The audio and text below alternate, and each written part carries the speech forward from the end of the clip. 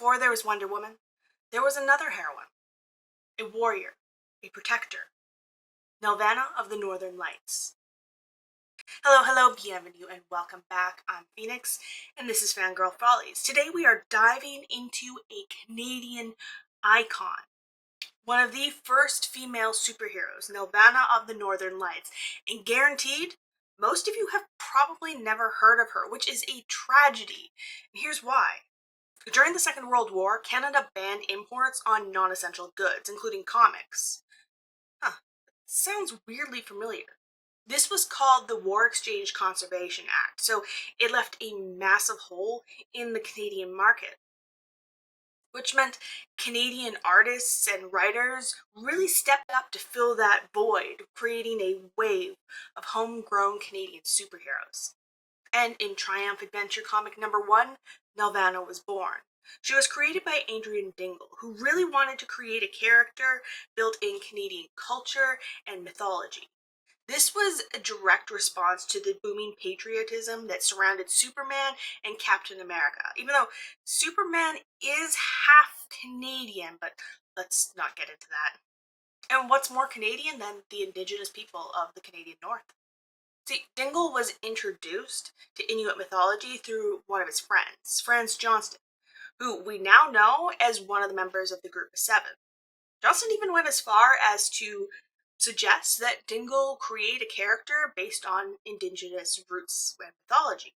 Now, Vanna is the daughter of Kolyak the Mighty, or the King of the Northern Lights, but like many gods before him, he fell in love with a mortal woman, which pissed off the other gods, so they cursed him.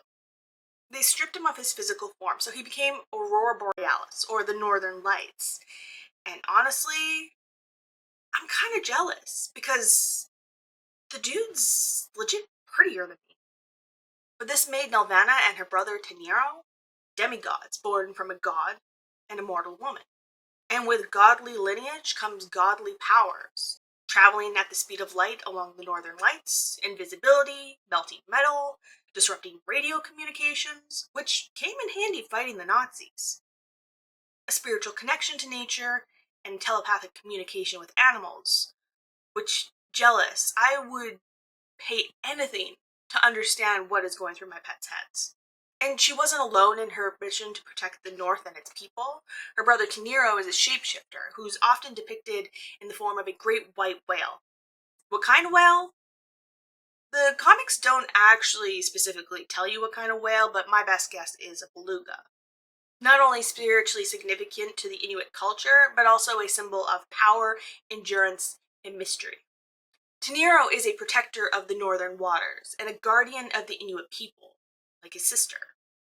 But like his dad, he carries a curse.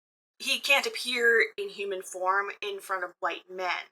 So when he is seen in their presence, it's in the form of a dog. The other person that Nelvana is seen teaming up with is Corporal Keene, a member of the RCMP, the Royal Canadian Mounted Police, dedicated to justice. And honestly, I can't think of anything more Canadian. But his presence helps ground Nelvana's stories in a more relatable, human context. Because Nelvana wasn't always just throwing hands with mystical beings, she was also fighting Nazis, because it was the 40s, and that's just what superheroes did. But her stories also tackled mythological creatures, the supernatural, or even ecological threats like pollution, or exploitation of indigenous lands and its people. So while her adventures were rooted in fantasy, they all carry real-world allegories, and of course, wartime propaganda, because let's be honest, every comic from that era did. Nelvana wasn't just a pioneering female superhero in Canada, she was one of the first female superheroes, period. Her original run lasted from 1941 to 1947, and while she has faded from mainstream memory, her legacy still exists. In 1995, Canada Post issued a stamp of her. The animation studio Nelvana, creators of Babar and the Magic School Bus, was named after her, and comic historians recently restored and republished her adventures. I've tried to get my hands on a copy, but it was a limited release print.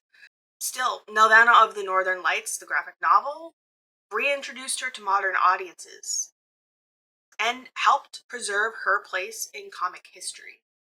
Nelvana was a trailblazer, a protector of the North, a legend in comic book history, and honestly deserves way more recognition. So if you ever get the chance, go check her out.